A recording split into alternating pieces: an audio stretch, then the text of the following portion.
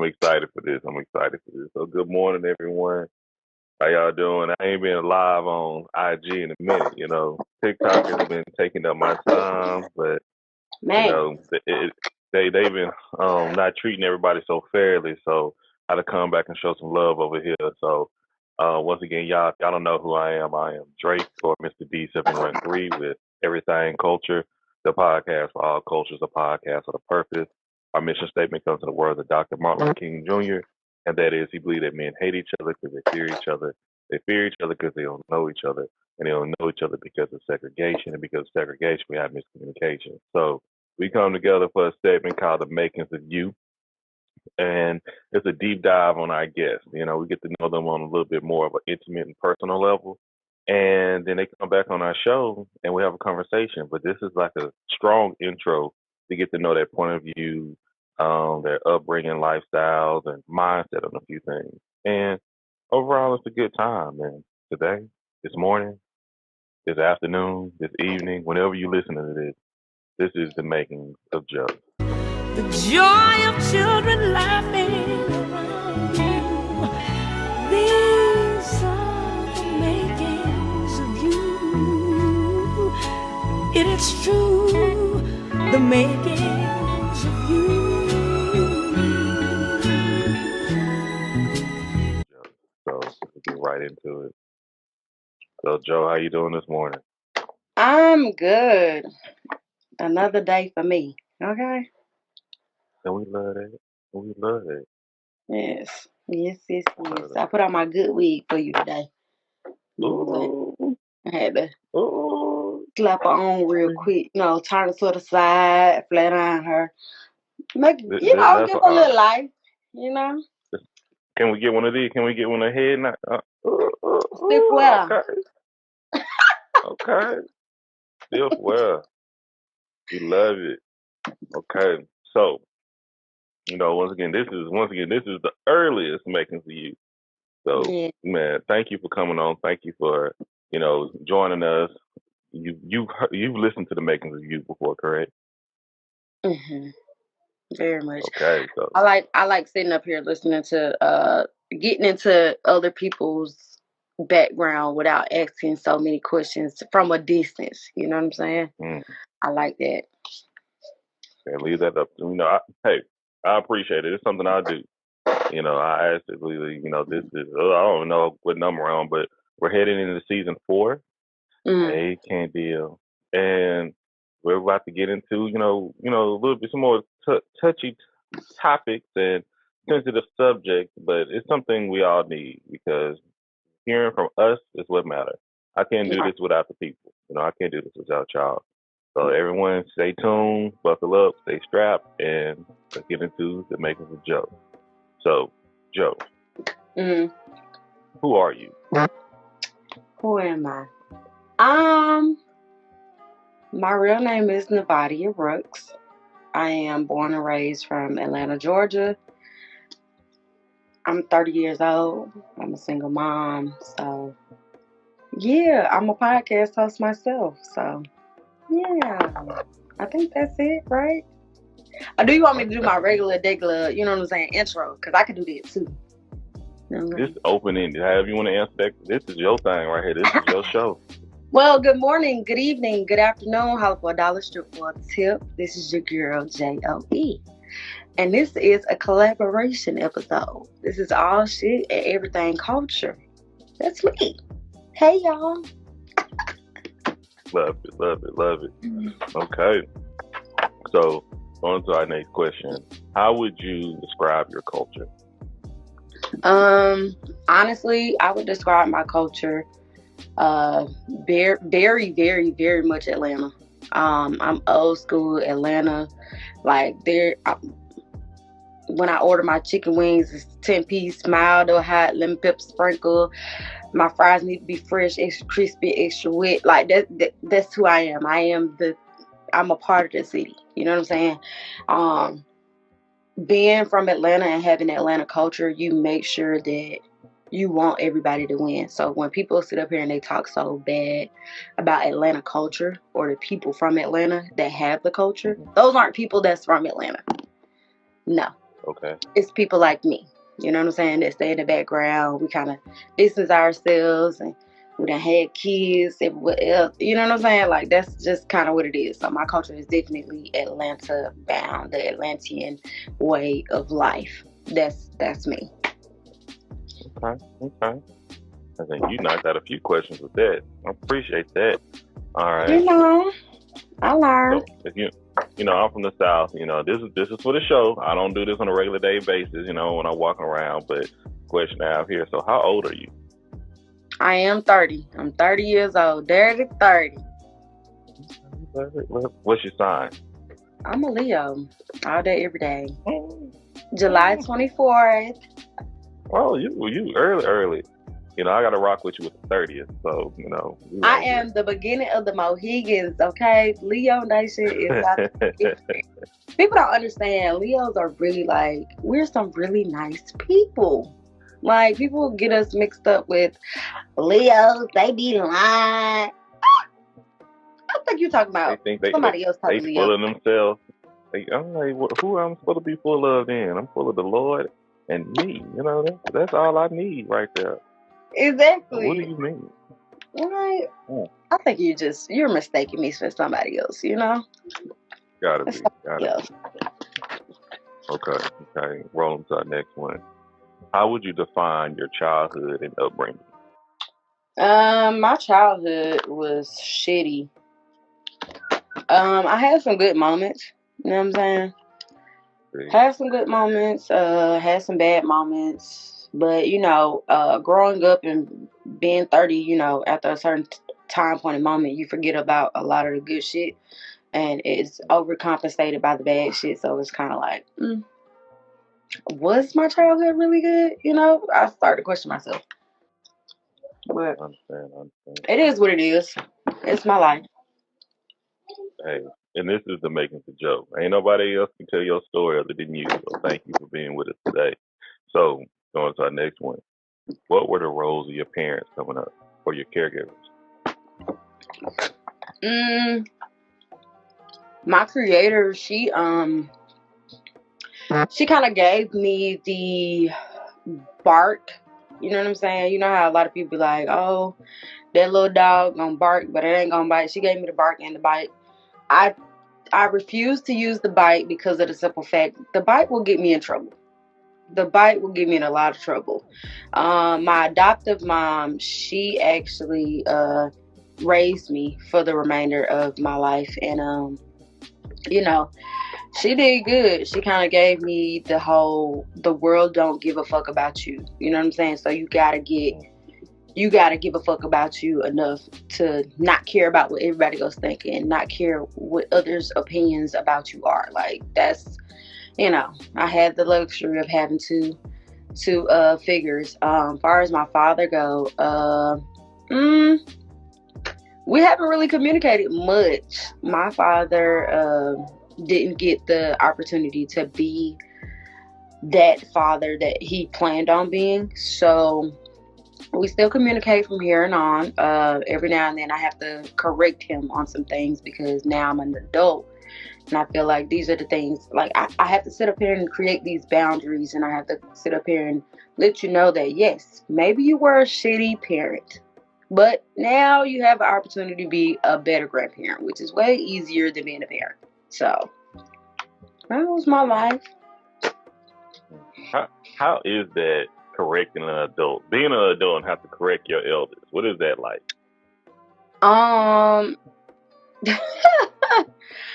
They still feel like you a child.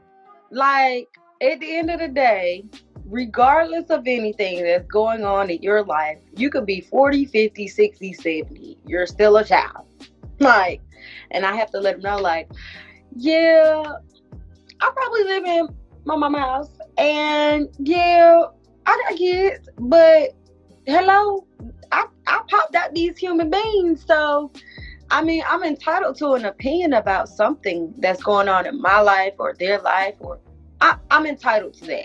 But they still be like, no, you're still a child until you get your own. And even when I get my own, they be like, oh no, you should do this and you should do.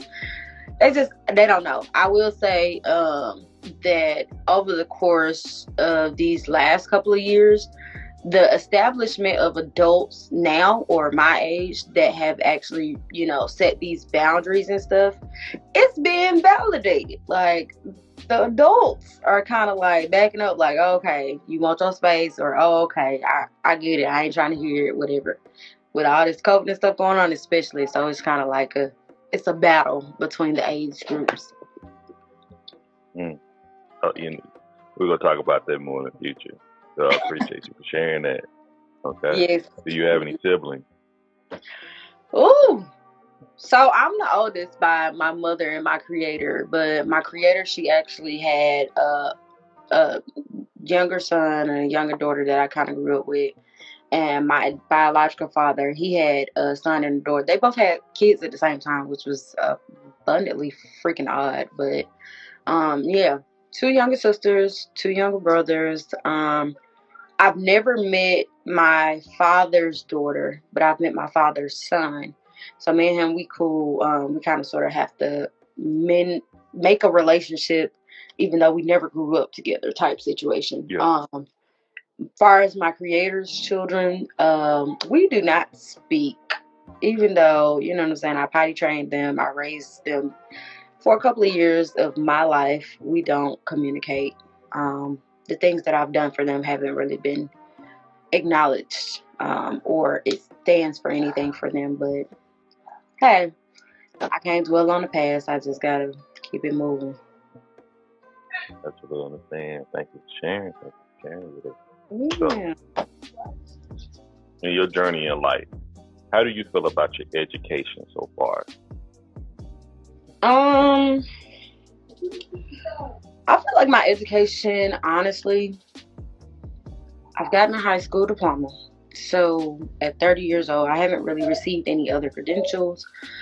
College is not really my thing. I don't know what it is about fucking college. It costs a lot of money. It seems like the right thing to do, but like, I've learned so much more out of college, and I feel like that should be validated, or I feel like I should get a certificate just for learning all this stuff that I learned, about credit, about life, about, the conspiracy theories, especially when I go on to my show, Shit Under My Nails.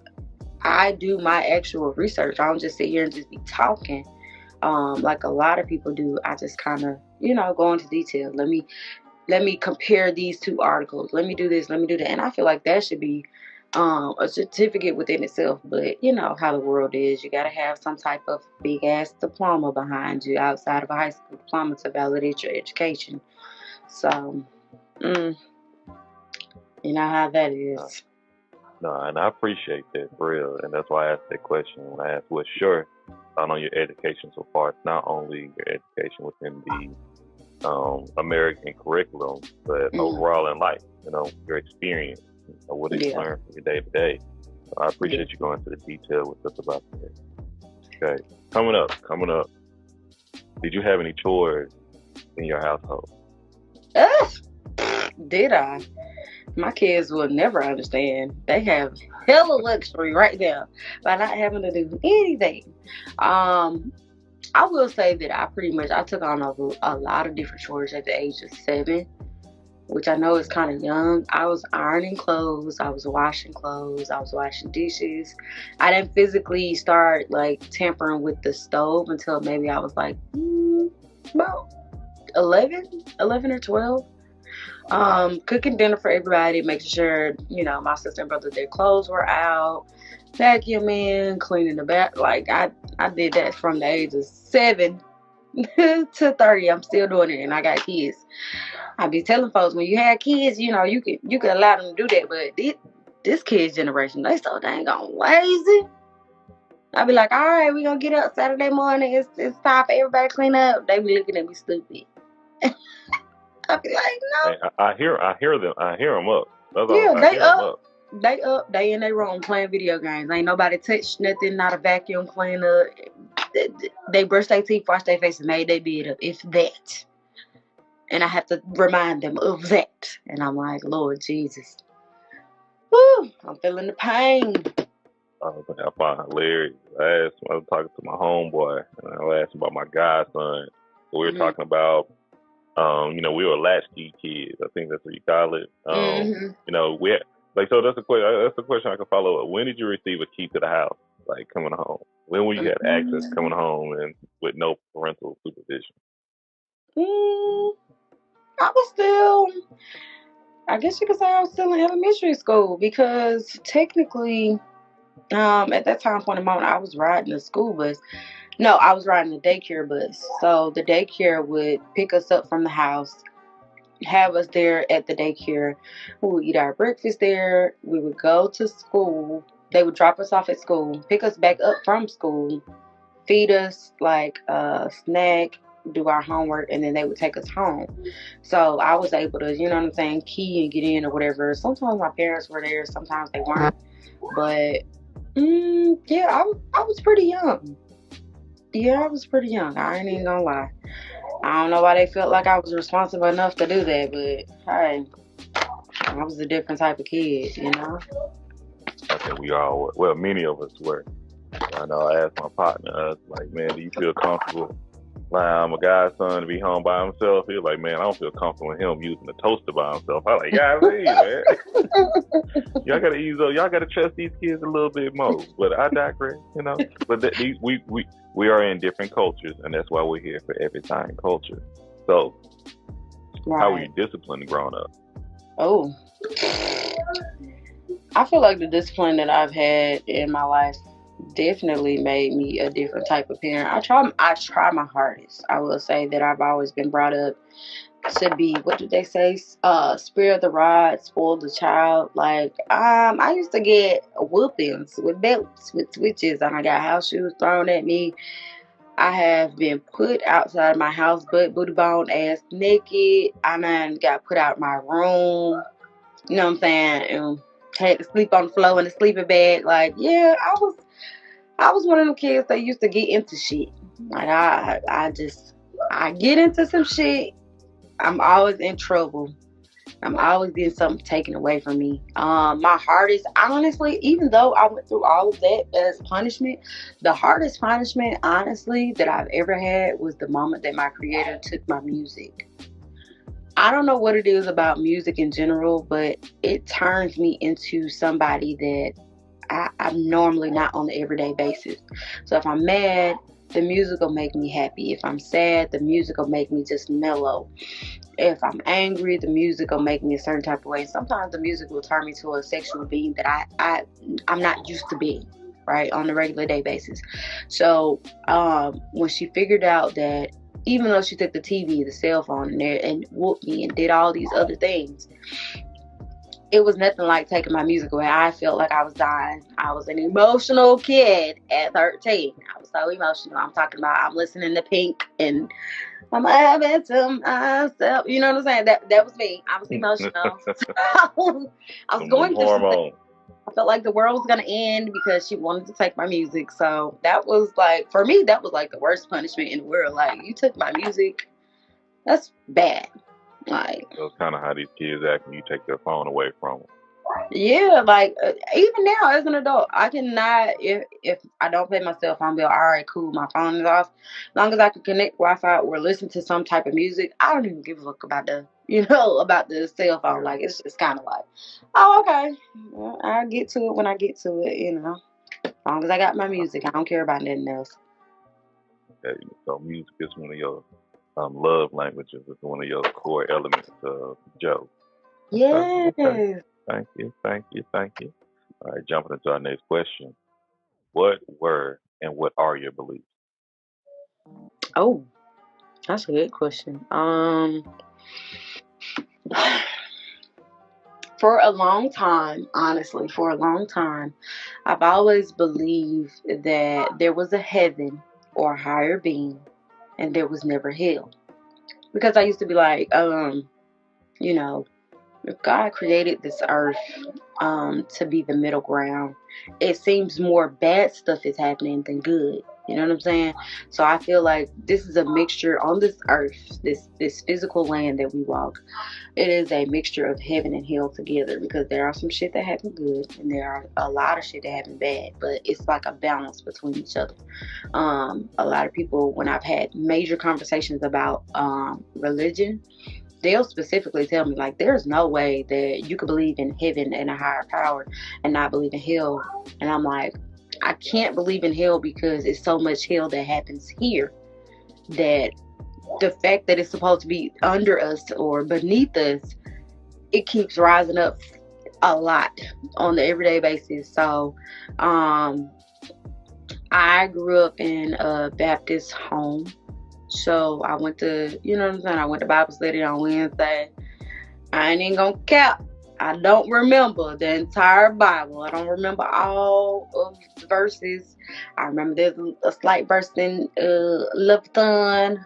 It's probably the wrong name. We don't know. But I remember he said something about you should pay me now. You know what I'm saying? Instead of me waiting. But, you know, nobody listens to that verse. You know, they want to talk about all these other verses in the Bible, but whatever. Now, I've been baptized. I was baptized like twice. Far as the religion that I push upon my children, I don't push a religion on my children. I don't.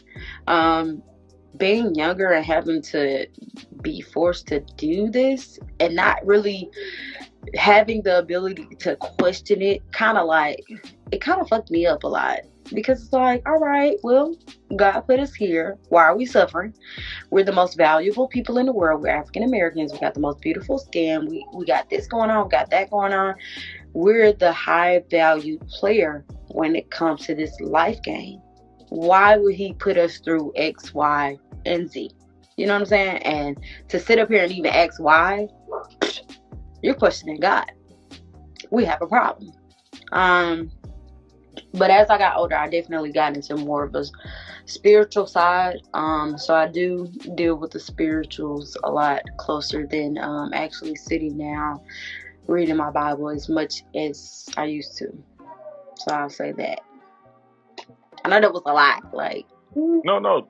This is the making of Joe. Once again, I'm all for the lot. So thank you. Once again, ain't nobody going to tell your experience other than you. But I'm gonna throw in, what you just expressed. Just remember when God released the people from Pharaoh, what they had to go through. This is what I'm saying. mm-hmm. We gotta be a little patient, but we'll talk about that another time. We ain't gonna get to preaching y'all on here. So, yeah. kind of you touched on a few things already within your previous response, but give me 3 words that describe your community. My community where I'm at or where I grew up at, because so the community that I'm in right now, and in this lifestyle and this aspect of life right now,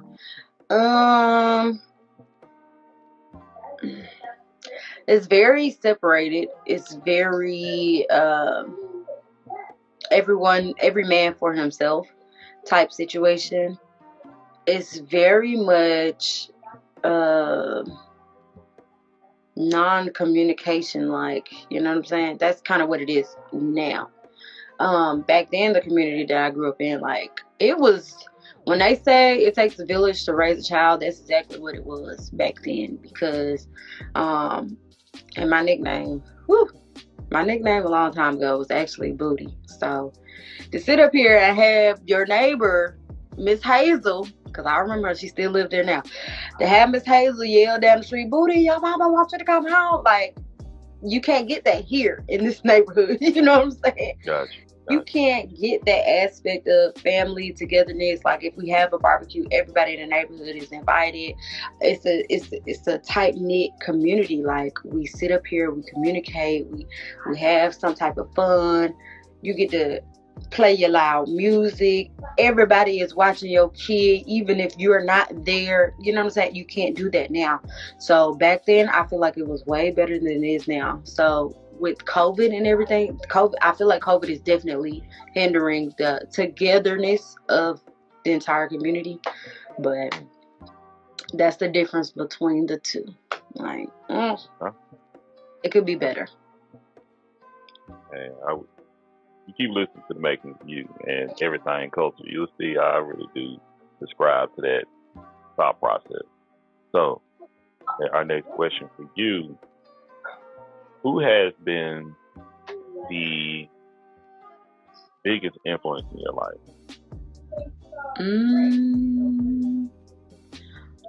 My children. Like, I know that's kind of crazy because obviously I'm older and you would think that I had some type of other influences in life, which I kind of sort of did, but nobody has had the hardest influence than my children. Honestly, I was a street kid, doing street things, you know what I'm saying, that I wasn't supposed to do. My kids kind of slowed me down on a lot of shit, moving the way that I move and trying to elevate in some type of way and trying to keep me motivated, knowing that in the back of my mind, like, if I don't work, if they don't eat, if I don't accomplish my dreams, why am I forcing them to accomplish their dreams? If I don't do the things that I need to do to make me a better person, how do I expect them to be better people in this world if I'm not even showing them? So if it wasn't for them, I'd be out here shaking this ass for $1. Yep.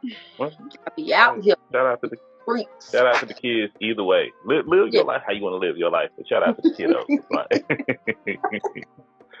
All right. If you could recommend a book, a movie, and a television series, what would you recommend? Give me one of each. Oh, okay. I got a couple of different books that I like. I don't know. Okay, so this is one of my favorite ones that I like so far, and I'll pull it out because when I tell you this was so hard to find in Barnes and Noble. It's called The Anointed African American Folktales. It's a thick ass books of all of our folktales that were original Disney movies. So a lot of our Disney movies are in there. And it talks about the original Black characters, and I like it.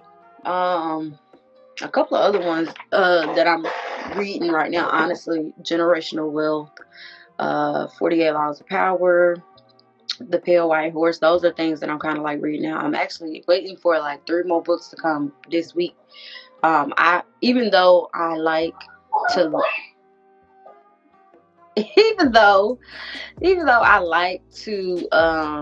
you know what I'm saying, I like to listen to the book.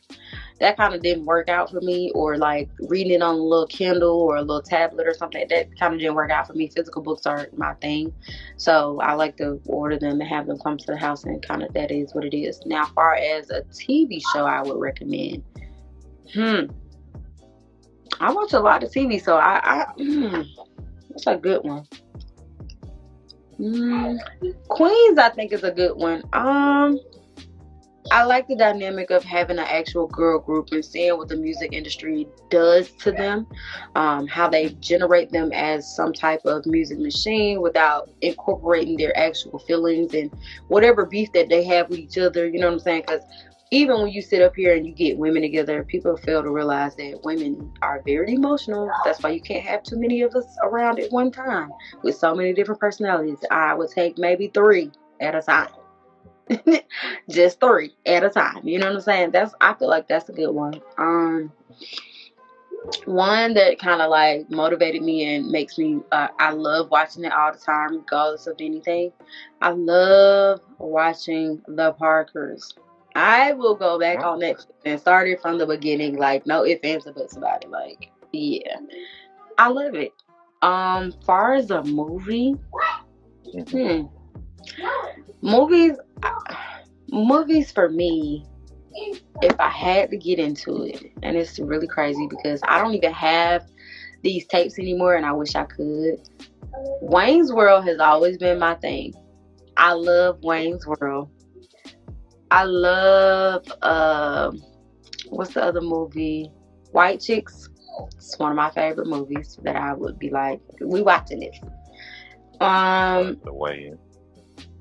the Players Club, even though I was young as hell, I wasn't even supposed to be watching this shit. And you know, if I feel like I want to go back and punish myself, I would watch Roots. That was one of my creators' things she would do.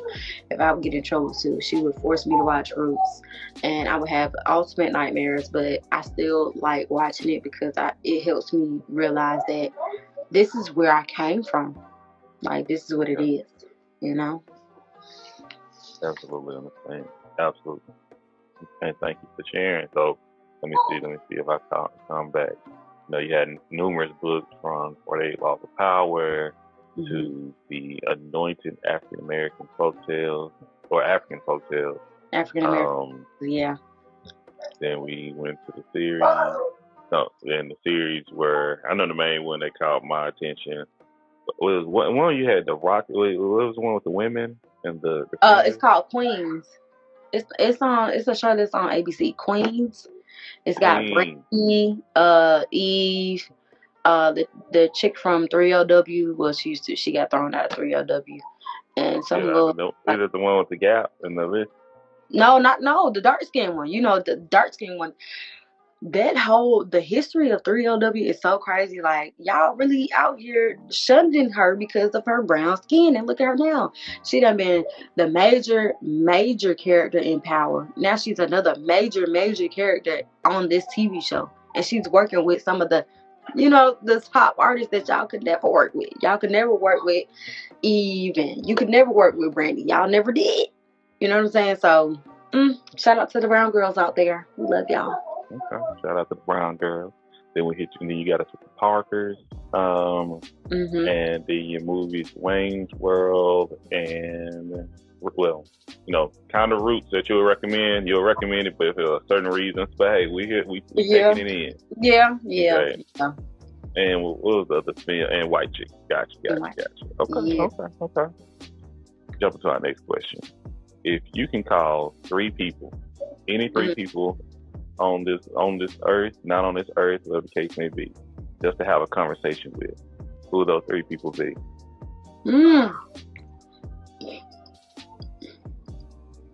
I want to have a conversation with R. Kelly, because it's like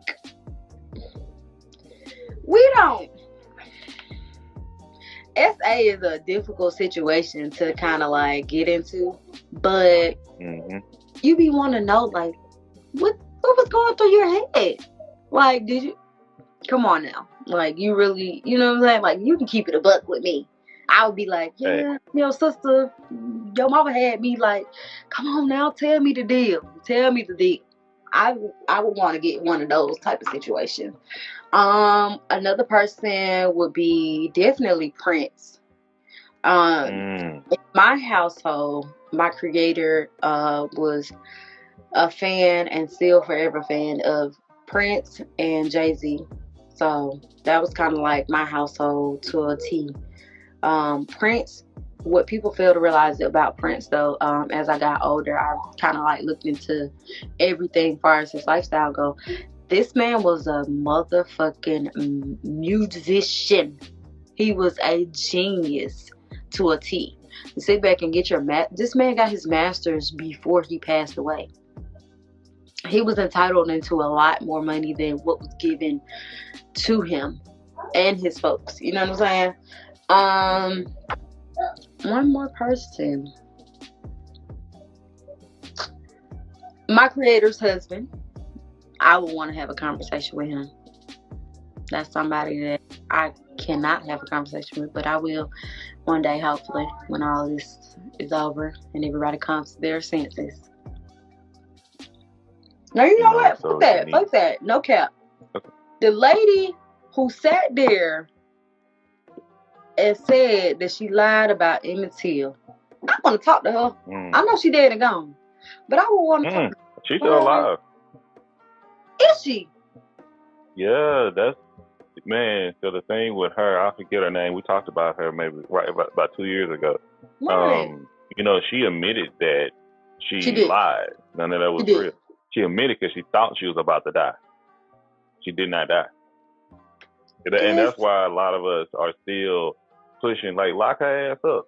If you locked up Bill Cosby, lock her up too. Because Man, it was a they need to crime she do committed. more than lock And she, her up, baby. They need to do is that I feel like you know how they always be like an eye for eye, tooth for tooth. The same punishment that you let this little boy go through. When I tell you, my creator would when we watched everything, I had horrific trauma dreams. I'm not even gonna call them nightmares. I had trauma dreams about that, and as if that would happen to me, like to this point where I have to sit up here and explain to my children that there are people that are out here. You know what I'm saying? These bleach flower people that don't like you.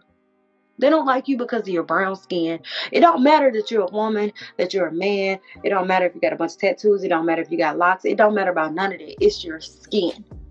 They don't like you because of that. And to sit up here and have that embedded in my mind, how they did him and how she made them do an open casket so that everybody for years to come, I'm talking about this is years. Can't nobody sit up here and say that they don't remember what Emmett Till looked like in that casket. but the thing about it, they have to see it in the first place. And that's why we have to have accessibility. And that's one of the reasons why I continue to push here. And I'm loving the conversation here. This is the makings of Joe, everyone, once again. And we used to go live on every Sunday. We will bring it back maybe another day, y'all. I ain't forgot about y'all, but we used to go live on Zoom and have a conversation. And I'm big on having diverse groups of people come in, Right. from men, women, black, white, Latin, Asian, whatever the case may be. Let's come together and have these conversations with one another. And we brought up Emmett Till, and everybody that wasn't black that was in the room, they're like, "Who's that?" All the black people, gasping left and right. But once again, my thing was, it's like, well, when did we learn about Emmett Till? We didn't learn about it. I went to school with these women and these men that was in the room. I didn't learn about Emmett Till in middle school, elementary school. I learned about Emmett Till when I was in high school with my family, when I was like a freshman. No, That's when I learned about him. I learned about Emmett Till from the household. I learned that in elementary school.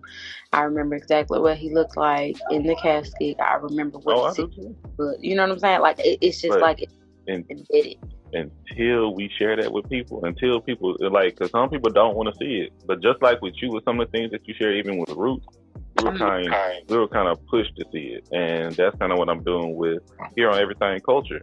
I ain't gonna put you in the headlock, see these things and understand it. I'm gonna give you the opportunity because a lot of people, their flaunt is just saying, "Oh, I didn't know." So I always ask, "Did you want to know? If you want to know, this is why we feel the way we feel." And so once everything you said, once you see this and you understand this person is still living, this person was just saying it using their white privilege, and they were using their white rage to show like their lesson to make an example out of us. Even if you're a child, you have more of an understanding. Honestly, I ain't even gonna cap with you, right? My whole thing of it is I don't think they want to know. Like they may think I'll say that. I honestly feel like they sit there and they put off a facade as if, you know what, I really want to know, I'm really concerned. Me personally, I don't have time to educate you on something that you should know. Like don't be senile to the world. Like we know what the hell is going on. Everybody knows it's televised now, especially since we're in the generation that we're in. You can see this person, this brown and or black person will get this compared to this bleach flower person. You know what I'm saying? Like I don't have time to sit up here and teach y'all about stuff that a lot of y'all parents really honestly should have taught y'all at home. But they're sitting up here, they'll teach you to hate me. But I have to sit up here and I have to teach my kids to sit up here and love y'all no matter what. Like it's some psychological mess that we have to deal with as black and brown. Like yes. And we have an episode talking about racial battle fatigue. You check it out, and look up that definition of racial battle fatigue. So just by being black, you probably should be in therapy and counseling, hands down, for dealing with because of what we experience. Just like that logic that we see a black person get killed on the news. Even they think we don't care about proximity crime, when we see these type of things happen, it affects us. But we have to put on this facade when we come into the office. When we see police officers kill us in cold blood, unjustified. Once again, you're not the judge during execution, because that's what we've been taught. But it still happens in front of us. It's like then we have to go and deal with it and act normal. So absolutely understand. But that's why I have everything culture, because I know everybody can't do what I'm doing. I absolutely understand that. So but I've seen a lot of growth from a lot of different people just by pulling this platform together right here. So but just like I look forward to bringing the first two when we like what you're saying. I love that you even brought up 3 people you interviewed. Knowing 2 of the 3, I don't know if you know so much about Prince, but he was sexually abused as well as a child. And a music genius, both of them music geniuses.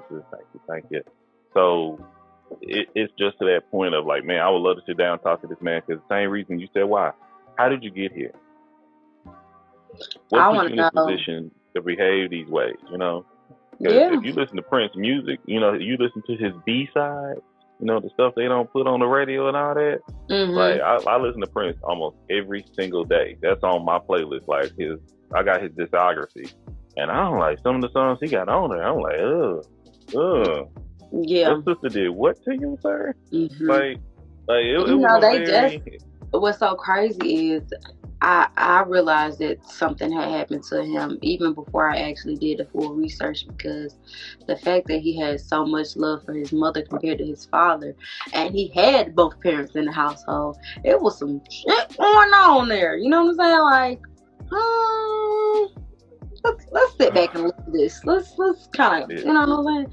Let me go into detail. Let me figure out what the hell's going on, because obviously you can't just sit up here and be like, oh, this is what happens to me. You can't do that in the music industry. It's not respected, or it's like, it's not, a motherfucker will be like, oh, you lying. They're not going to believe you anyway. And sometimes they actually do be lying. So there's that too. You know what I'm saying? It's a whole bunch of moving parts when it comes to stuff like this. It's moving parts to this puzzle that we're trying to put together when it comes to certain situations like that, or certain African American cultures, or even trying to let these people in on places and platforms that we have kept sacred to ourselves because we don't have a place. You know what I'm saying? It's a lot. It's a lot. Okay. But that's why we have everything culture, and that's why we're doing the making of youth. Because one day somebody's gonna ask about Joe. They want to know about I hope Joe. they do. Like, y'all gotta, we gotta say, hey, we got this, nice little sit down conversation with Joe, created in 2022. This is our first one, so this is a little peek into you. So thank you for sharing you with us. Okay, thank you. We appreciate you. So our next question is, what has been the most impactful moment? What has been an impactful moment in your life? An impactful moment in my life? The day that I auditioned to be in school for singing. So I've always had a passion for music. My creator, she's a DJ. My actual biological grandfather, God rest his soul, he's one of the founding fathers of R&B and soul for Columbus, Georgia. My step grandfather, he's a DJ as well. So everybody is DJ. Music has just always been in our soul. It's not, we don't listen to ear when it comes to we don't listen to music and have a black ear. So I've listened to any and all types of music just because. When she showed me the movie Fame, I have no idea why in the fuck I thought that my high school was gonna be like that. I thought we was gonna be dancing in the street. I don't know why I thought that. I was like, oh my gosh, Fame. And then I actually, you know what I'm saying? I sung, what did I sing? I sung Whitney Houston.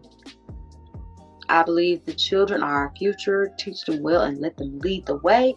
I sung that as my audition, and I want to say, what was I? I was 12? I was probably like 12 or 13. I was like 12 or 13 singing that. And I auditioned. That's a big song to sing. I sung that. I did it. I sung that song. And I ended up getting into Carver School of the Arts for singing. And that's kind of how that, you know what I'm saying? That's how that. I'm and I'm gonna let y'all know, okay? You know, so Joe, my cousin, if I'm not mistaken, Nene, they gave me a little snippet. They can sing, and if y'all know me, if y'all know Drake, y'all know I'm a heavy critic when it comes down to voices and singing. I can't sing myself, but I don't need to hear y'all not singing either. Like y'all know I boo the children's choir, so you know she knows what she's doing. She can hold a note. She knows can sing. She can a little sing. dope, right? Me. A little dope right You now. know, she can do a thing. So hey, she getting my stamp of approval. So I would tell y'all that right now. Okay. So since we're going on singing, let's flip it around. What is your theme song? Oh, honestly, I ain't even gonna lie, right? I'm a little hood on the inside, but when I get down to the nitty gritty, honestly, if you play the movie The Temptations or The Five Heartbeat, don't ask me why I get into my I will sing every song word for word, from the top to the bottom, from the rooter to the tutor. And then, if I want to get into my hood side, I go back to old Atlanta. You know what I'm saying? I might do, I want to hear some Field Mob. Even though it's not a singing song, I still kind of I'd be like, ooh, I'll turn it into a little singing song. I don't know why. But what song represents you? If I'm telling you, when you wake up in the morning and you put, you lacing everything up, you put your wig on and stuff, like, what song goes on? What song plays? If you had a sitcom, what song would play in the background? The joke.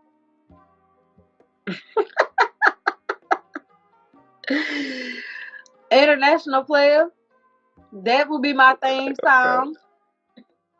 I typed the text to a girl I used to see. Said that I see this cutie pie with who I want to be with.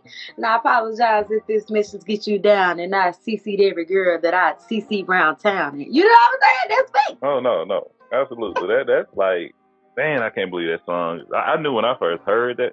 Okay, this is the makings of Joe, but, I got thrown a little bit of me in this thing. But, Bun B, UGK, my all-time favorite group, hands down. Outkast is right there with them, A-Ball, MJG. Amen. Now, I can go down the whole, I'm Southern. Y'all listen to the intro of Everything Culture, not to make a view, but Everything Culture. And man, when I heard the riff come in, the song, the melody just flowed in, and I knew 3-6 Mafia was a part of it prior to Outkast, if I'm not mistaken. Was UGK, one of them. Mm-hmm. But the case in point was when I heard them both come together, and I just heard it was a perfect combination. Like if you from the South, don't give me stuff. You from the South. If you don't like International Players Anthem, what's wrong with you? What's wrong with you? What's wrong with you, man? What's wrong if you ain't from here, this is what is my rest in peace, Chad Butler, Pimp C. This is country rap tunes right there. Y'all just got a little taste of that. But I digress. When I tell you, I will sit up here. I don't care what kind of car I'm in. My shit can be busted and crusty. Long as I got that damn radio playing and I can Bluetooth my international player, I be hanging out the window with my arm out. I be rapping the lyrics, and they look at me in traffic. Number one, either they'll be shocked that I know all the damn words, or they'll sit there and be singing it with me. I've had people take videos of me, all types of crazy ass shit, because that song gets me hyped. That song and what's the other song? I ain't gonna let up. No, I ain't gonna shut up. No, I ain't gonna get up. And I ain't gonna ever let them haters get to me. That would be my top two. That would be my top two. You know what I'm saying? That's just me. I would do that. Love it. Okay. How do you define joy? Say that again. How do you define joy? Oh.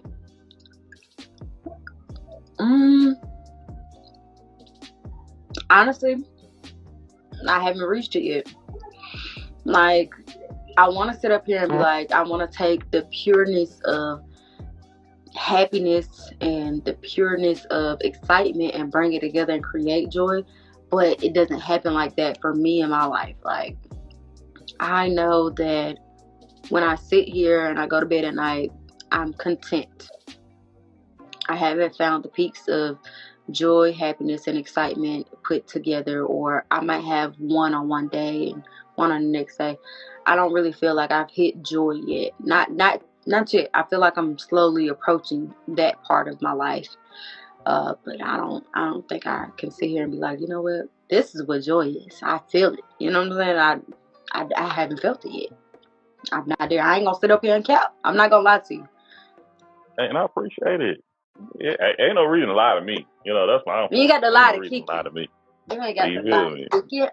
You ain't got to come on the show. You ain't got to lie to do the making of you. This is your thing once again. Right, Okay? right. What privileges do you benefit from?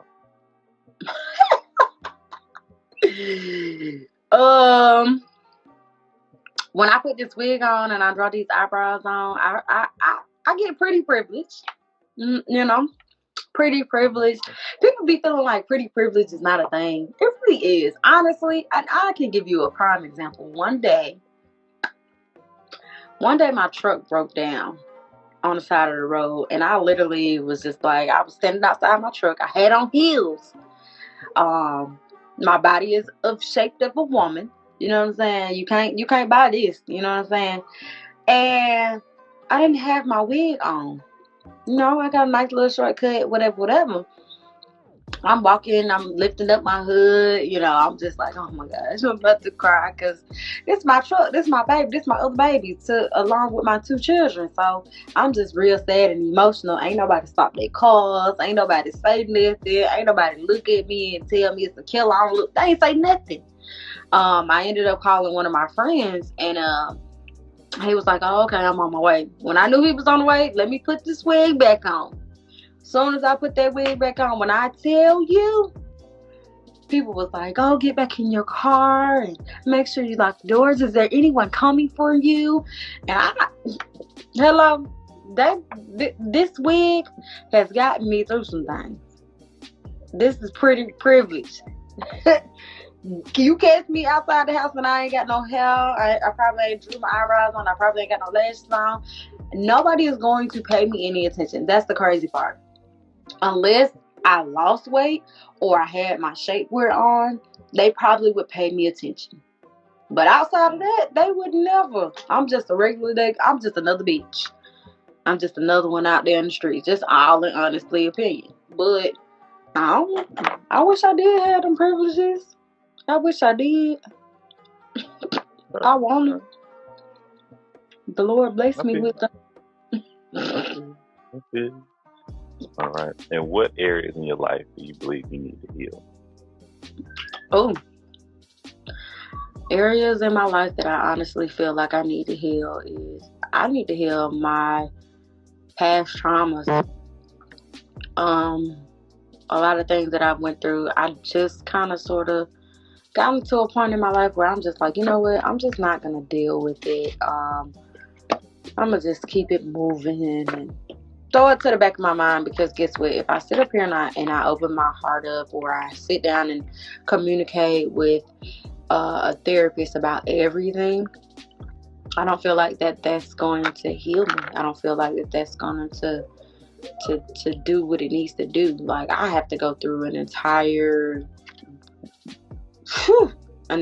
situation with therapists for me to be like, you know what, I feel like maybe I'm better. Maybe I don't want to shoot everybody up, maybe I don't want to go to jail. Maybe I don't feel the need to attack you in public and pull a woman dart loose situation. That's where I'm at when it comes to something like that. Thank you for sharing.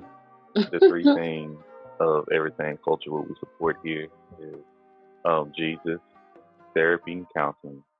Very much. So you find what you need, your balance in your world. But yeah, everything that what you said about, going to a counselor, therapist, that's exactly what it is. Yeah. Like, look at yourself like a mason jar or whatever. all this stuff you have in you. It may seem like a lot, but that's what you're paying them for, to pour all that out. Like, just get it all out of you. It should be a safe place for you. Feel me? Just let that all out. I know it's harder than, you can imagine. That's what you imagine. But if I'm paying you this, get ready for it.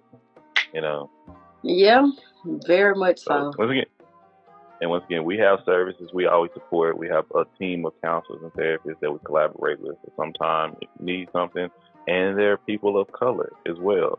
So, that's all that I And remember, counseling and therapy, finding a good therapist is like dating. Okay? If you go to one and you ain't feeling it, okay, let me find a different one. That's okay. Yeah. But you find the one that's best fit for you, and when you find it, I promise you be like, man, I should have done this a long time ago. It's like all this little BS that may get you to snap sometimes. I ain't worried about that, because it'll get you closer to that peace, perhaps get you closer to that joy.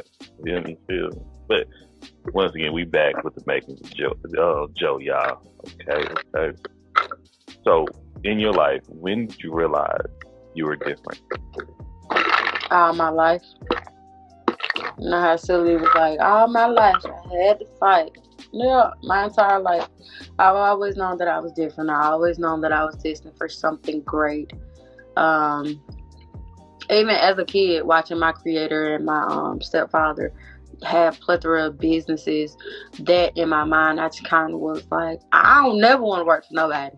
I don't want to work for nobody. I want to be my own boss. And then I started creating, I'm not even going to say I created the person who I am, but when I be honest and I talk about a lot of shit that happened in my life, people automatically was like, oh my gosh, you're just so freaking hilarious. And I'm like, no, I'm being honest. Y'all can laugh at my pain, but I'm really like sitting up here being honest. So people sit up here and they think that I'm creating this happiness, and I'm like, bro, y'all really don't understand. Like, I'm just being me. I'm just speaking how I want to speak. I'm just putting out there what I went through in my life. I'm not asking for pity.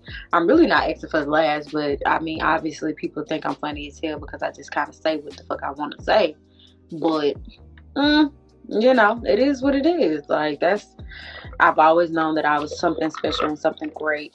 I've had major dreams. And like I said, I told you I deal with a lot of the spiritual side of my life.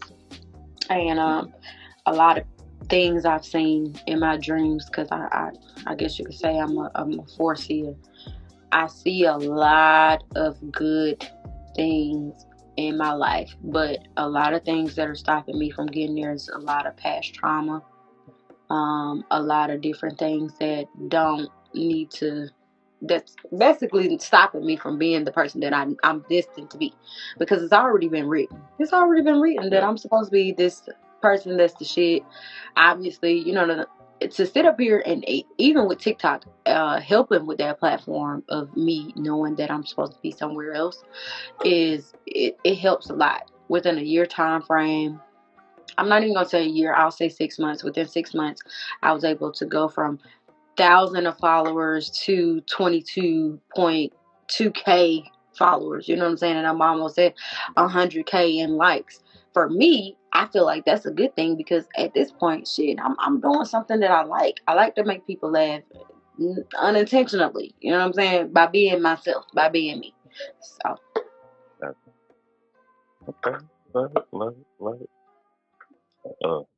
Get me started on that TikTok right now. We shout out to all our social media platforms. That's what I say, that actually utilize us and supports us when we in need. That's what we appreciate y'all. Take the time. I appreciate y'all coming through, listening, watching. People who's been waving, hitting the likes and things of that nature, sharing it. All that really helps support us. We are Black-owned businesses. I want y'all to know that. Mm-hmm. So, all being said, I greatly appreciate it. I know Joe appreciated it as well. But, right now we're here with the making of Joe with everything culture. And it's shit under my nails. Shit under my nails. Boom. There you go. So, okay, we rocking. You know what I'm So saying? We on platforms up in here. You know what I'm saying? with our next question, how do you and your family recognize or celebrate death? Mm.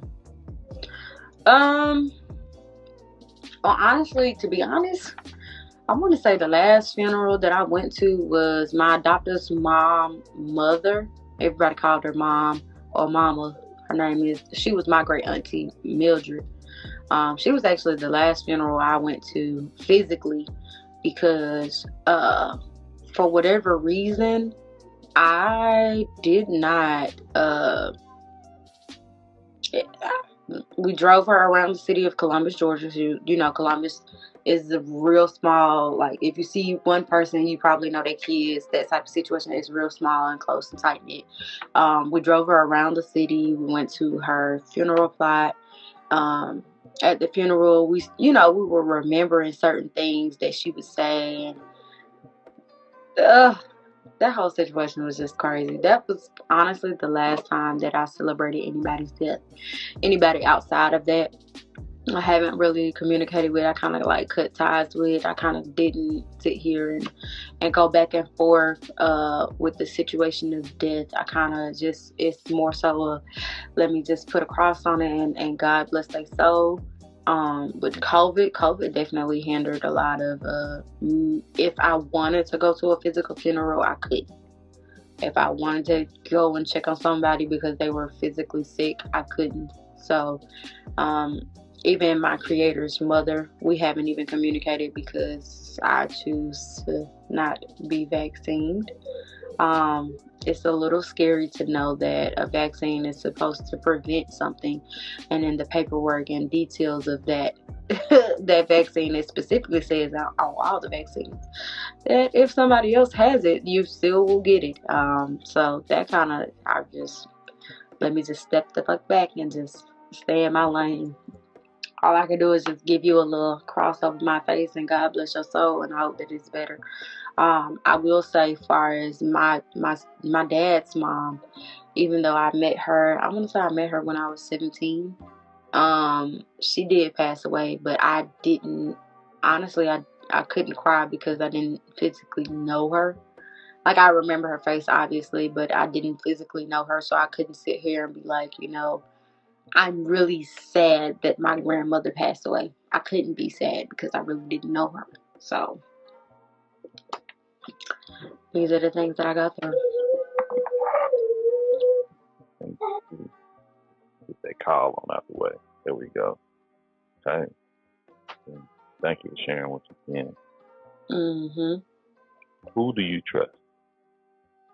Nobody. Nobody. It's people that I've trusted for years that still don't want the best for me. It's people that I don't know from a can of paint, that will give me the world and give me the support, and I got major trust issues because your trust, a lot of those key building factors that help create and form some type of good relationship, whether it's your significant other or a friendship or just your acquaintances, that shit was destroyed in my household. You know what I'm saying? I feel like I don't trust nobody. Nobody can get that trust. Maybe my husband or my significant other, whoever that shall be, whenever they come, maybe can get my trust, but very, very seldom. I don't. For what? To get let down, to have some type of disappointment. I don't want those factors in my life, because if I get disappointed, then guess what? I'm gonna sit up here and be emotional. If I be emotional, I know how I am when making these decisions, being emotional. And let me just step the fuck back. I have to sit up here and be like, no, I didn't step back, because you doing too much. You sit up and put your trust into somebody who they don't trust you, or they can give two fucks about you. They don't even care enough to tell you the truth. No, stop it. You're doing too much. Those are the conversations I have with myself. So, Respecting and sharing that with us means a lot too. So right. Thank you for real. So hey, we in your last 10. So we walking them down right here. Okay, how you feeling? I feel like I got a lot of stuff out on my chest and shit on everything culture. And if you ain't listening to them, what is you doing? Like, what are you doing? Because you ain't doing nothing right in your life. Okay? I'm saying we here though. I'm saying we here. You know, you can check us out on YouTube, Spotify, Apple Podcast, Audible, Amazon Music, Google Play. Anywhere you listen to a podcast, we out here. See, I'm trying to be like you when I grow up. You hear what I'm saying? I'm on a little iHeartRadio. Hey, let's do this together. That's my thing. Let's do this together. You know, we on IG Live, you know, on this beautiful morning that the Lord has made. And, you know, we keep rocking. And right now we have the pleasure of Joe, of Dirty Joe, that we have together. And she's an ATL representative, born and raised, you know, never phased. Cornbread. And we get to know her a little bit more, you know. Thank you. This is our pleasure. So y'all make sure to tune in and sit back and share. So, Joe, if someone was making a biopic about you, who would you have play you? You know what's so crazy? It's crazy that I actually thought about I've thought about this multiple times. Honestly, I don't know.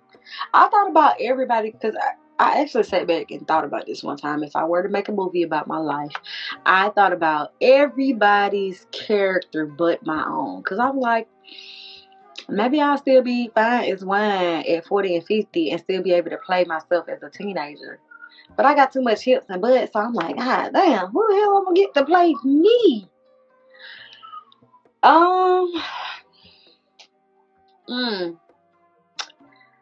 don't want to say Gabrielle Union because not that she's a bad actress, because I really like I want to say maybe her look is kind of my look, but I ain't no Gabrielle Union, you know what I'm saying? So, but I have the attitude of Tasha Mack from The Game, so I feel like that if I can find somebody who had kind of sort of the look of Gabrielle, as far as skin color, you know, cheekbones and stuff like that, and had the attitude of Tasha Mack, then I would be down for it. Like, whoever she is. I haven't found her yet, but as far as everybody else in my little biopic, I got characters for their ass.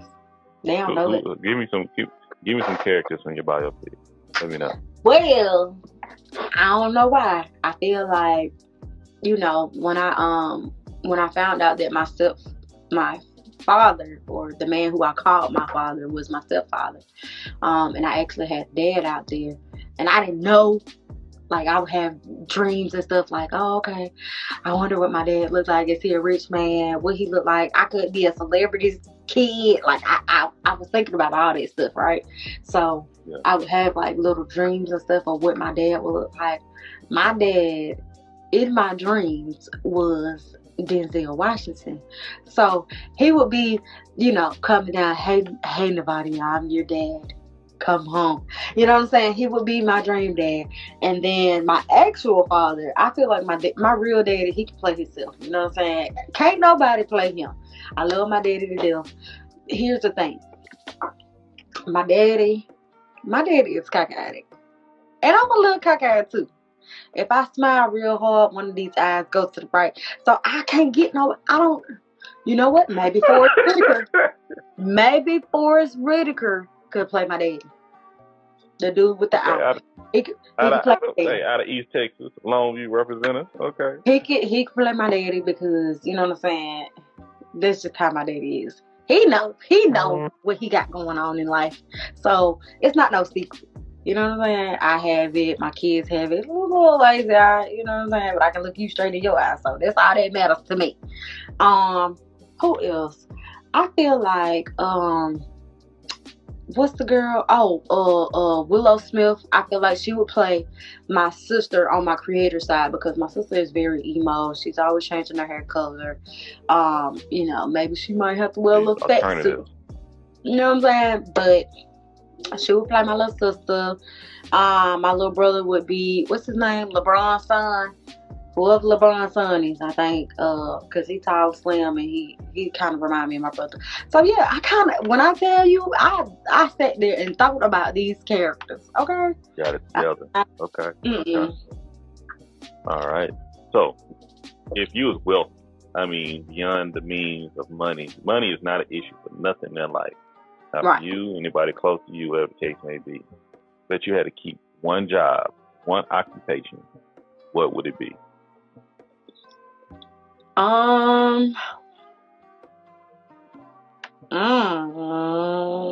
That's a hard Had to do question. something.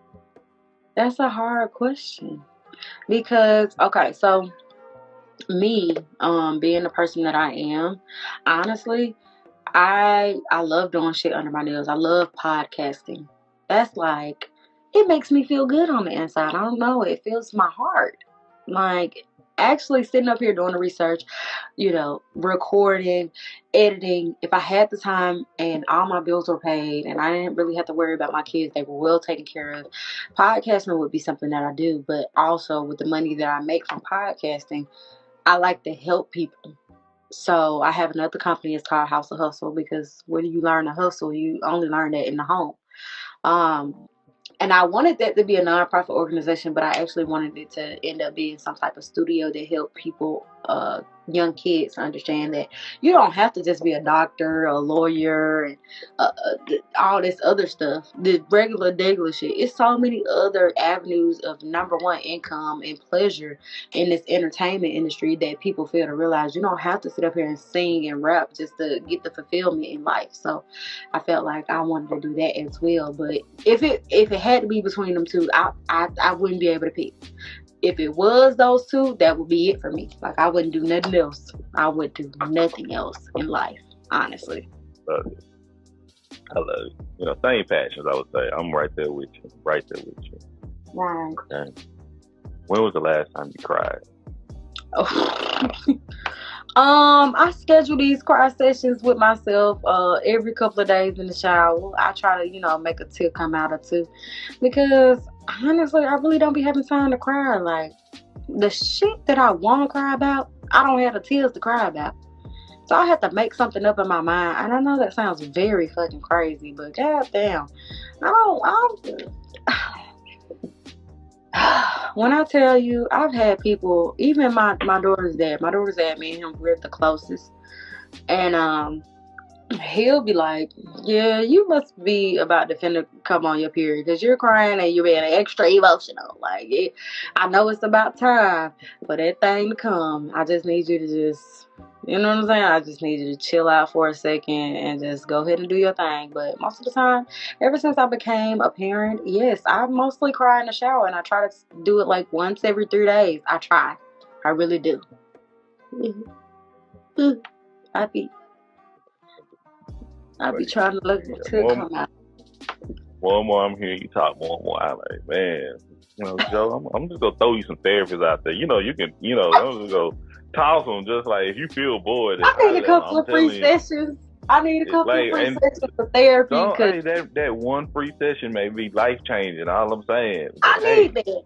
You never been in therapy or counseling ever? You know what? Honestly, I went to therapy when I was 14 and 15.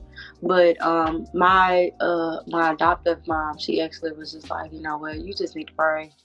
You need to pray to the Lord, and everything gonna get better. So we stopped going to therapy a long time ago. Honestly. I'm gonna shoot you this episode. We had a conversation about that on season 1 of Everything Culture back in 2019 of how we're dismissive of therapy and counseling and act like you can't do both interchangeably, but we gonna get to that. You just gotta pray to God. That's what we do. Pray to God. I'm telling you, everything you keep saying. I'm like, damn, this is but we'll get to it. All right, okay. If you could, first off, would you rather talk to your younger self, or would you talk to your your future self? I would talk to my. Oh shit! I used to say that I would talk to my younger self about the decisions and the shit that choices that I know that I would make. Mm-hmm. I said that I would definitely, for a fact, talk to myself and change a lot of things. But then I had a conversation with my homeboy in Texas, and he was just like, if you would have changed anything in your life, you would be fucked up. And I was like, why would you say that? Why would you put that negativity in the air? And he was like, no, honestly. He was like, when you go back and start changing the stuff that you already went through to make you who you are right now, and to know and go through the shit and learn the shit that you would have never learned about create back then. You would have never learned that this is how much milk costs. Because honestly, a bitch didn't know how much milk costs. Okay? My parents did everything. It is what it is. So, yeah. Honestly, maybe I would talk to my future self and pray that I'm in a better position than where I'm at right now, and pray that I've achieved these goals, and I would just sit down and just have a talk with my future self. Hey, bitch, how you doing? What did you do? She gonna tell me, bitch, I just got my shit together. You know what I'm saying? Like, when I tell you, I went to therapy. I went to therapy. I had conversations with some therapists. I got it together. Hey, you never know. You never know. So since you know your younger self, Mm-hmm. what would you tell you? Well, you don't have to tell me what would you tell your younger self. What age would you go to, and would your younger self listen to you?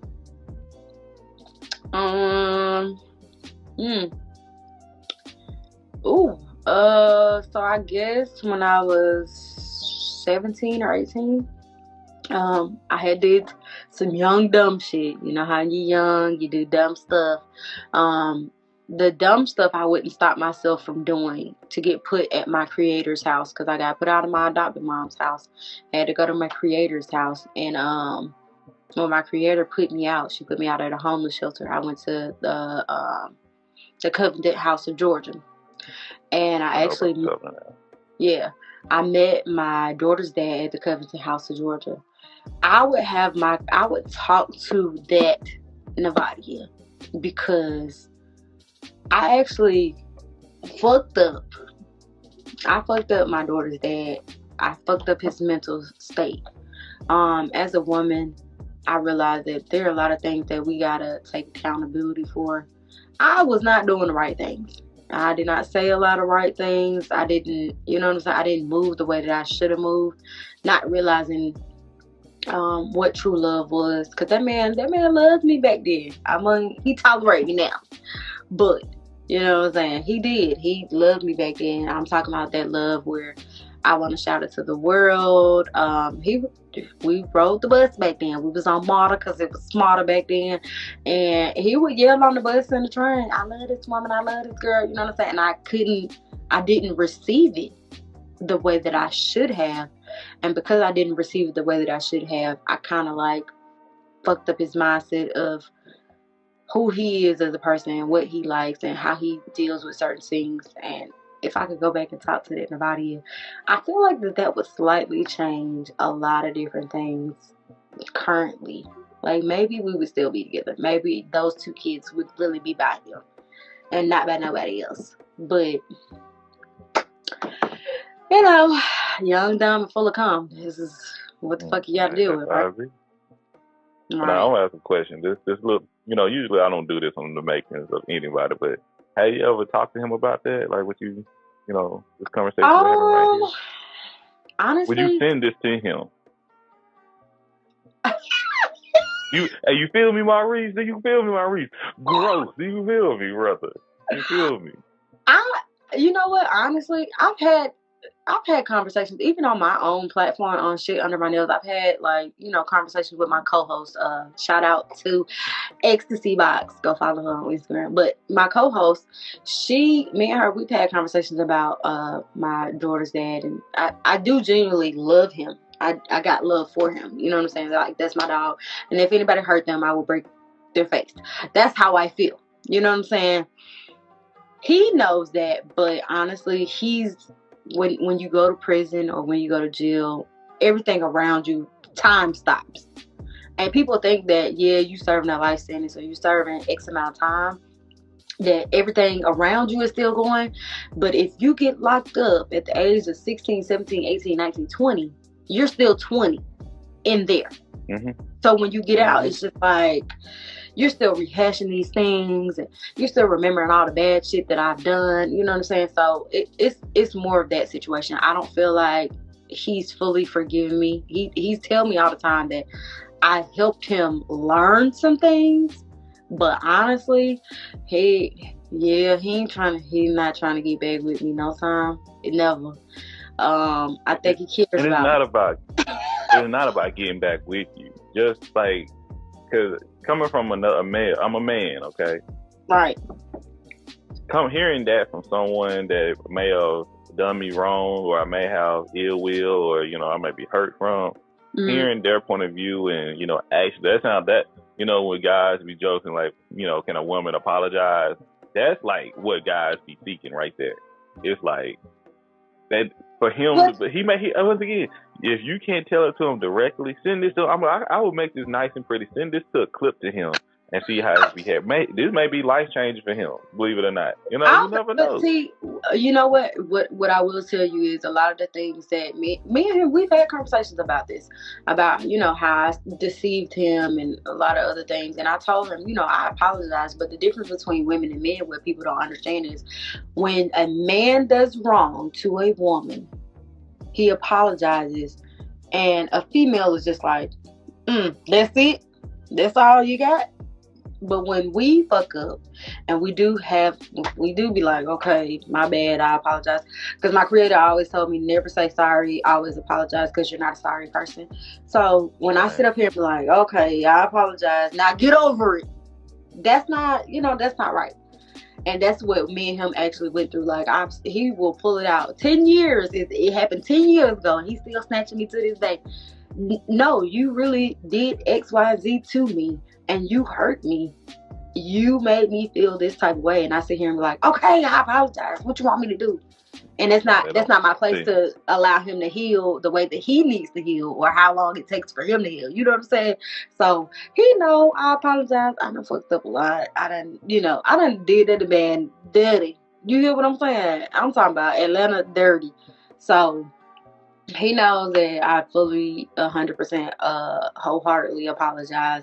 I hope that me and him get into a place where me and him, we can have regular conversations as if we were friends, because we was always friends first, before we had sex and before we had kids and before we even had a relationship. We was always cool. We used to write poetry together, you know what I'm saying? Like, that's how cool we was. So I hope that we get back to that one day. I don't know. Well, I don't know. We 30 now, so at this point, like, I don't know. Hey, you never know, things change. You about to make me cry on here. I'm gonna be wishing y'all the best. I'm about to, Oh Lord, don't tell him that. I hope this touch some hearts. You never know. I'm a lovey-dovey dude. I'm all about that. If we can get there, let's get there. You did. Okay. You gotta communicate with the other side first. I mean, I'm here. I'm here. You know what I'm saying? I did.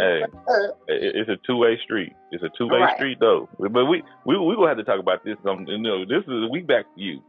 We appreciate it. But thank you for sharing, for real. So how do you relax?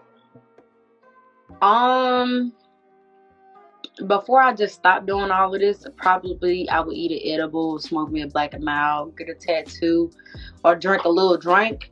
But now to relax, I kind of just take a shower, you know what I'm saying? Make sure I lotion myself with the nice little Jergens lotion. And see, them old folks, they have been hiding that. They've been hiding Jergens for a long time. Like, they never sit up here and be like, you really need to put on some Jergens.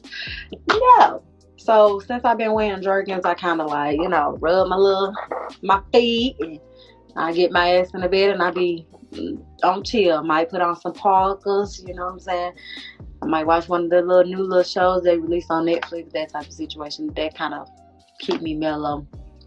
Might do a little research, take my little laptop, everything portable now, so I sit in my bed. Decide what bills I'm going to pay or not pay. That I'm not me for the month. Those are the things that relaxes me. That makes me feel like tomorrow's going to be a better day. But right now, I'm just on chill. You know, that's me. I feel it. I feel it. Absolutely feel it. Okay. What is a quote that you live by?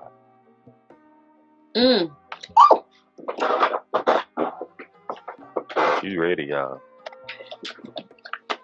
So my granddaddy. Oh my gosh, I did this for like an African American project, and like I said, I found out who my father was. This is him right here. I printed off a picture. He is one of the founding fathers of R&B and soul. His name was Warren the Baron Palmer. Y'all can go look him up. But he used to say, every time he would sign off on his radio show, he would say, if your income is more than your outcome, then your outcome will be your downfall. So ever since then, I've been going by that little saying, and I've just been trying to plan my moves as carefully as possible because, you know, this is what it is. I'm sitting up here, I got my income, it's more than my outcome. I'm doing too much because that's going to have me fall by the wayside. And you know what I'm saying? I don't want to do none of that. So that's the saying I go by. My granddad would be proud.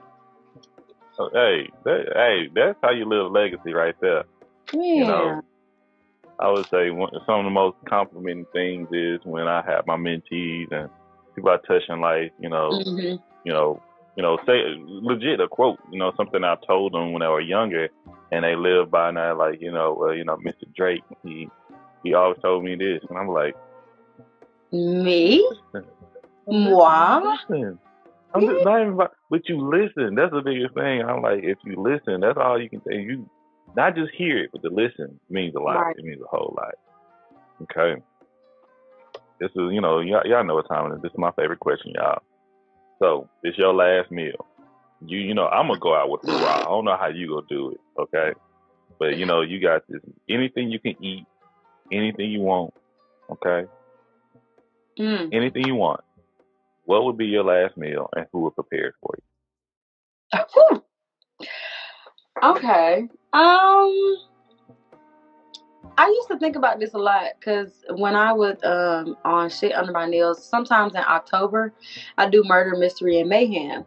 So we get to talk about what their last meals are, and it's just it's interesting what they want. For me personally, if I had my last meal, I would want some shit that Kimmy Creation. If y'all don't know her, go follow her on Instagram. Kimmy Creations, she makes some of the dopest meals. It would be whatever she prepared. Like, I wouldn't care what she makes. I would just eat it if that was my last meal. And for dessert, to go with that meal, I want some creme brulee. I haven't had any good one since I used to go to Carrabba's. I haven't had no creme brulee since then, but outside of that, whatever Kimmy Creation decides she want to make as my last meal, I would be like, okay, that is what I'm eating. So how do you spell? Okay, look, Quans know what Kimmy. I was like, how do you spell Kimmy Creation? I think it's Kimm. Creations is with a K. Of course, it's creation spelled the exact same way. When I tell you, she is the shit. Okay. And then I would have the dude who actually has Bad Bitch Academy. I would have him fix me a drink. Yeah, that would be my last, my last meal. I'm going in. I'm taking it all with me, all the calories. Because at that point we don't need. There she go right there. Kimmy Creations. That one. Yes. All right. Thank you, Quan. That's my girl right there. What's up, friend? I'm telling you. Hey, I'm up early this morning. We here though, but we here with Joe, the makings of Joe with everything culture. Okay, what is your favorite holiday? Being a single person. My favorite holidays, honestly, is Valentine's Day and my birthday. Christmas, all them other little holidays, them about the kids. You know what I'm saying? Once I get me a man or a significant other, because, I like both. Once I get somebody to care about me enough, the entire year, Valentine's Day would be null and voided. It would just be my birthday that would be a holiday, and probably Christmas. But until then, this is just kind of what my life is right now. Right. I understand. I feel you. So Uh, the struggle. Valentine's Day coming up too. Exactly. I'm excited. Man. Now if I'm gonna get something, I don't know. You know what I'm saying? My sister did. My sister felt bad. My play sister. She felt bad. Shout out to her. Her name is Tay. She works at Geico, and she also runs her credit company or whatever. She felt bad for her sister last year, and I got my first little Michael Kors. You know, it's a lot little Michael Kors products, so I felt like a bad bitch. You know what I'm saying? I ain't never had Michael Kors in my life, but you know, she felt bad. I ain't had no Valentine's Day person, so it was cool. I appreciate it. That's my sister. Shout out to her. Hey, everybody need that support. We appreciate you. Okay, let's say that. Okay, we got 2 more questions. Okay, 2 more questions. I'm listening. What changes do you want to see, and what changes are you bringing to your culture? What changes do I want to see? I want to see. I want to see the bleach flower people do what they need to do without us having to inform you. I hate having to sit up here and inform them on a culture that's been around for years, and not only have been around for years, but y'all take from it.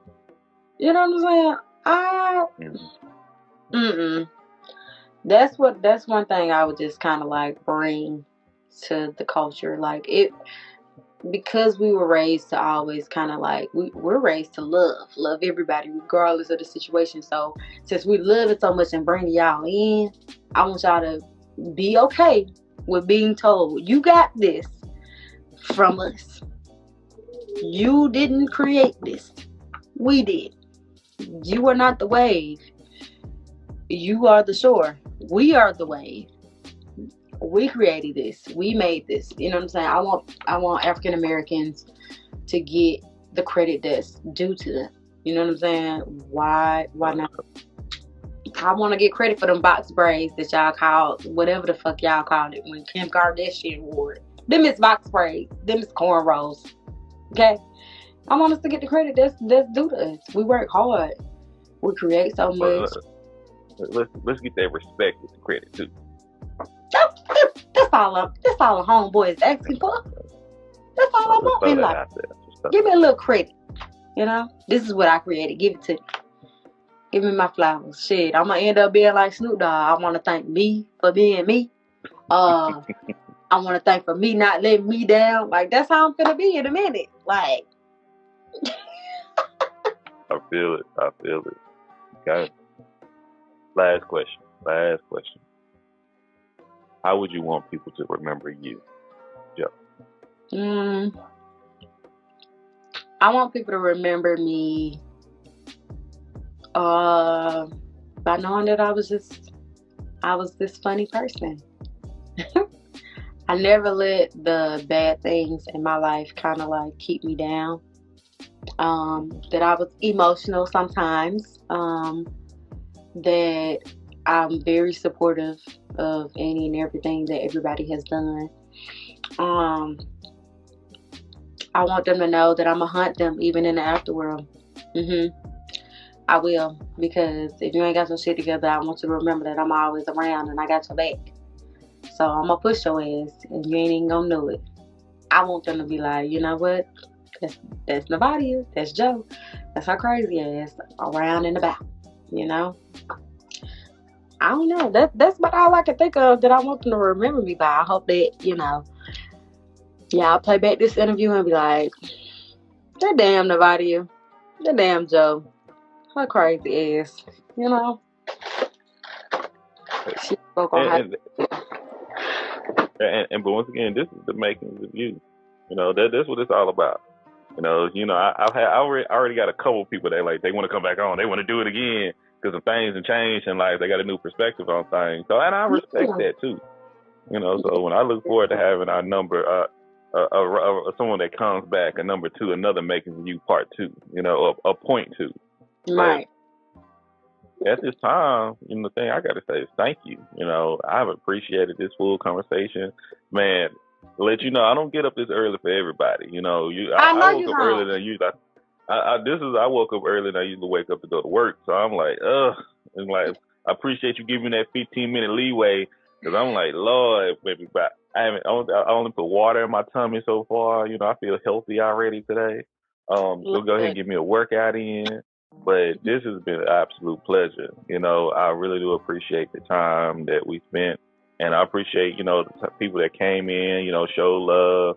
mm, This I ain't been on IG in a second on live, but this look. has been an absolute pleasure. I said Seriously. that I was I want to say I just actually posted something on TikTok to let them know like I have been banned for a week. So next Friday I'll be back on and I'm finna stop getting banned. But until then, I'm not gonna stop doing these interviews and doing these important conversations on live. And Yeah. regardless of how the movement of Instagram is going, I mean I can't even front. Instagram gave me the platform. They gave me the lead way to do and say whatever it is that I want to say. So we gotta come back, show a little love, a little respect. Bring y'all But ass to your no, with TikTok. that, but this is just a platform. Right. These are pillars to your platform. You the Right. brand. So if people are looking for you, Joe, and if you're trying to be found, where can the people find you? You can find me. I'm literally, when I tell you I'm on every goddamn platform. Facebook, if you find me, it's Nevadia Brooks, but let's just make it clear. I can't friend y'all. Y'all can't friend me. Just follow me. Okay? Don't sit here and think that you can't follow me. On Instagram, it's dirty_Joe, DURTTY_JOE. It's the same name on TikTok, same name on Twitter. I don't really use Twitter like that, but I am on that platform, so I'm there. If you see me, you'll see me. You know what I'm saying? I'm there. Follow me. Okay, thank you. So look, we know where to find the y'all. Y'all know where to go. As far as us, we're Everything Culture. That's a THANG. You can find us on any podcast platform from Spotify, Apple Podcasts, to YouTube. If you want to see more of us and y'all want to get us on the socials, you can get us on TikTok at Everything Culture. You can find us at Twitter at EveryTHG Culture, Facebook at Everything Culture, Instagram Everything Culture, Tumblr Everything Culture, I'm trying to be like you. Pinterest Everything Culture. I'm trying to get. And not only that, hey, come be like us. You can find us at www.everythingculture.com. We have new merchandise up now. You know, everything. We got some leggings on there, shirts, hoodies, crop tops, some baby bibs. Some notepads. We got a little bit of everything. But man, we really appreciate y'all tuning in, and it's much more to come. So but this has been a pleasure, Joe. Seriously, this has been a pleasure. If y'all you be a guest, y'all try to be like Joe, and y'all want to come on the makings of you and share your story, hit up the website, go to our contact list, fill out your information, and we'll be in touch with you. But yes, this has been great. And you have a podcast too. Plug your podcast. Oh, let me just put it out there. Okay. So my podcast is called Shit Under My Nails. It's SH%T under my nails. And you can find me on pretty much every platform. I'm on iHeartRadio, I'm on Spotify, I'm on Anchor, I'm on Google Podcasts, I'm on Apple Podcasts. I do dib and dab in TikTok, so TikTok has a couple of audios. Definitely on my main platform, Instagram, they have a lot of my audio clips, and I actually have one YouTube video where I did an interview in the studio, but I'm still working on YouTube, so don't judge me right now. You know what I'm saying? I'm on these platforms. Y'all just come holler at me when you see me in the streets, chick. You know what I'm saying? That's my lifestyle right now. But yeah, y'all can hear me. You can hear my lovely voice. Shooby dooby doo bop. Yeah. We love it. You're a trip. All right, y'all. All right, we're signing out. We'll catch y'all next time. God bless. And peace. Mine. Good job. There we go. Good. Shake it up. I'm talking about when I tell you, I'm telling you that shaving that cum, that shit gave me confidence today. And putting this baby. Hey, whatever it takes to get you there, darling. It gets you there. Still. All right. I'm about to go eat. Make sure you send I me am this video starving. so I can post it because I want to post this Oh yeah. video. I'm gonna figure out. I do It's a know way through an that you can application save I it. I save don't it. know how, but I gotta remember how. But there's a way you can save this video before you post it, or something like that. I guess it depends on how You will long have it. like that. Because my thing, I think it saves on here. So everything we talking about is gonna save on here. And Right. then but I have to save it because I will be posting this on YouTube. I will be using this audio and everything. So I'll be doing some editing and things of that nature as well. So we get things rolling. Yes. But yeah, I'm about to get to that now. Thank y'all for tuning in. Hello, love movies. How you doing? But hey, we about to sign out. All Man, right. we catch y'all later. Bye. What's happening, good people? It's your host, Drake of Mr. D713 with Everything Culture. Just letting you know, thank you. Thank you for listening to another episode of The Makings of You. We greatly appreciate your support. We look forward to more support in season 4. Make sure you check out www.everythingculture.com for our new merchandise, as well as check out all of our social media sites from Tumblr, Twitter, Instagram, Facebook, and TikTok, and IG. We're all over. We greatly appreciate your support, and we'll look forward to seeing y'all in the next episode. Peace.